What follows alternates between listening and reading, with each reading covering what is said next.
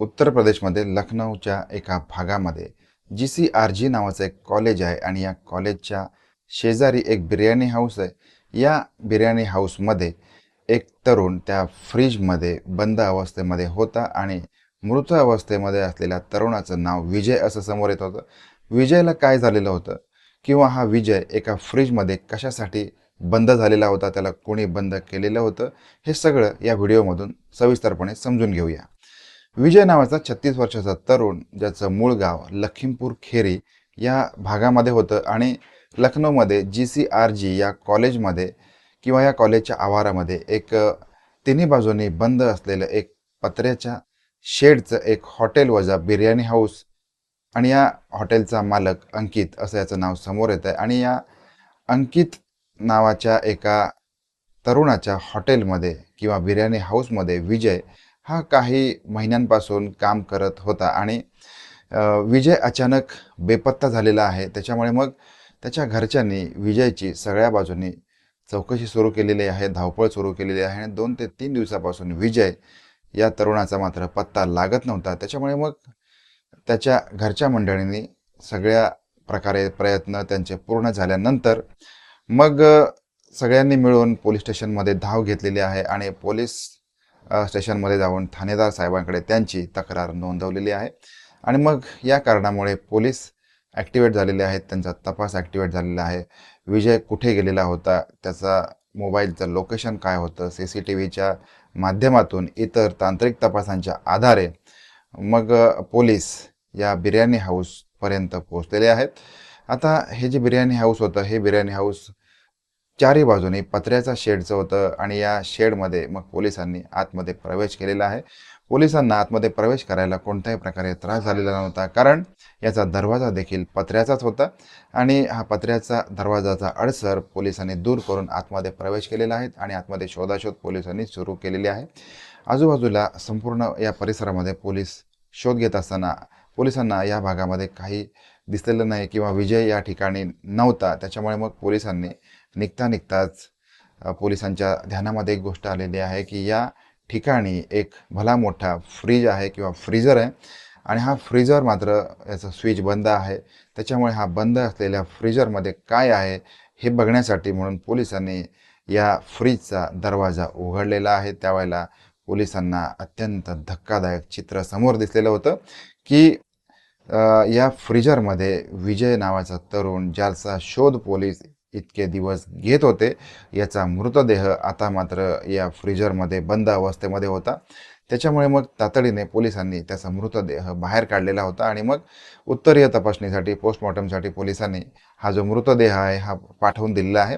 आणि आता चौकशीचा वेग पोलिसांनी वाढवलेला होता, कारण अत्यंत निर्घुण पद्धतीने विजयला संपवण्यात आलेलं होतं, मारण्यात आलेलं होतं आणि याला कोणी मारला असेल, कशासाठी मारला असेल, या सगळ्याचा तपास मात्र आता पोलिसांनी प्रायोरिटीवर घेतलेला होता. त्याच्यामुळे मग पोलिसांनी CCTVच्या माध्यमातून, कारण या बिर्याणी हाऊसच्या कडेलाच एक कॉलेज होतं, त्याच्यामुळे कॉलेजच्या आजूबाजूला असलेले CCTV पोलिसांनी तपासलेले आहेत. त्याचबरोबर या तरुणाचं कोणासोबत बोलणं शेवटचं झालेलं होतं या बाबतीत देखील पोलिसांनी आता चौकशी करायला सुरुवात केलेली आहे. या संदर्भामधले CDR किंवा इतर तांत्रिक माहिती देखील पोलिसांनी मागवलेली आहे. लोकेशन देखील ट्रेस करण्याचा प्रयत्न केलेला आहे. त्यावेळेला पोलिसांच्या एक गोष्ट लक्षात आलेली आहे की विजय हा त्या हॉटेलचा मालक अंकित याच्यासोबत या बिर्याणी हाऊसमध्ये आतमध्ये गेलेला होता. बिर्याणीच्या हॉटेलमध्ये हा तरुण त्याच्या मालकासोबत गेलेला असताना मात्र बाहेर येताना दिसत नव्हता. हा जो त्याचा मालक आहे अंकित, हा एकटाच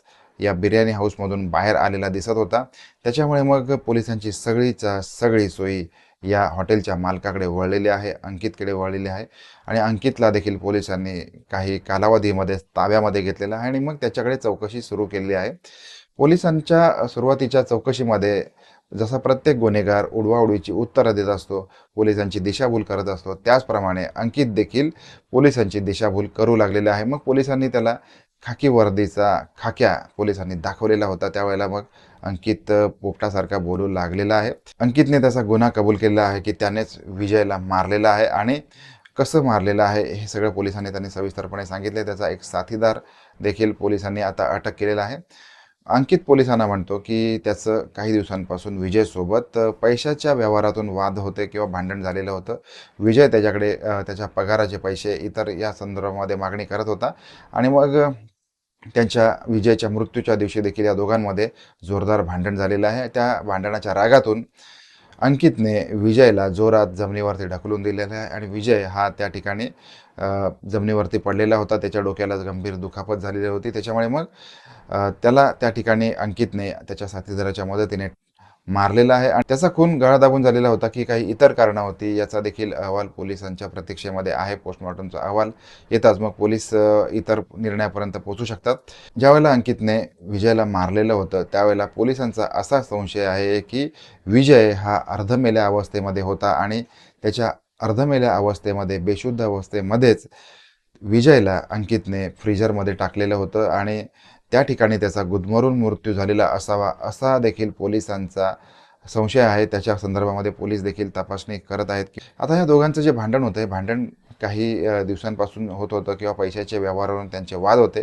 पण हे वाद एका दिवशी इतके विकोपाला गेले की अंकितने विजयला एकाच वेळेला संपवलेला आहे, त्याला ठार मारलेला आहे आणि आता या संदर्भामध्ये पोलीस अधिक चौकशी करत आहेत, अधिक माहिती घेत आहेत, अधिक तपास करत आहेत. या संदर्भामध्ये अधिक नवीन माहिती, अधिक नवीन खुलासे देखील होऊ शकतात. पोलिसांचा वेळ हा पुरावे जमा करण्यासाठी किंवा इतर अधिक माहिती देखील जमा करण्यासाठी जात असतो. पूर्ण माहिती आल्यानंतर पोलीस एका ठराविक निष्कर्षापर्यंत येऊन मग गुन्हेगाराला योग्य ती शिक्षा मिळवून देण्यापर्यंत पोलीस पोचत असतात. परंतु हा खून झालेला होता, हा खून पूर्ववैमनस्यातून झालेला होता की रागाच्या भरामध्ये येऊन अंकितने विजयला मारलेला आहे. या सगळ्या शक्यतांचा तपास मात्र आता पोलीस करत आहेत. आणि या संदर्भामध्ये आपल्याला काय वाटत आहे, कारण एखादी व्यक्ती आपल्याला ज्यावेळेला आपण एखाद्या व्यक्तीसोबत भांडत असतो, एखाद्या व्यक्तीसोबत आपलं भांडण काही कारणावरून होत असतं, त्यावेळेला समोरची व्यक्ती इतक्या विकोपाला जाऊ शकते का याचा आपण अंदाज घेत नसतो आणि मग त्याच्यामुळेच अशा स्वरूपाच्या भयानक अशा घटना घडत असतात. आपण भेटणार आहोत अशाच एखाद्या सत्य घटनेसह. तोपर्यंत काळजी घ्या. धन्यवाद.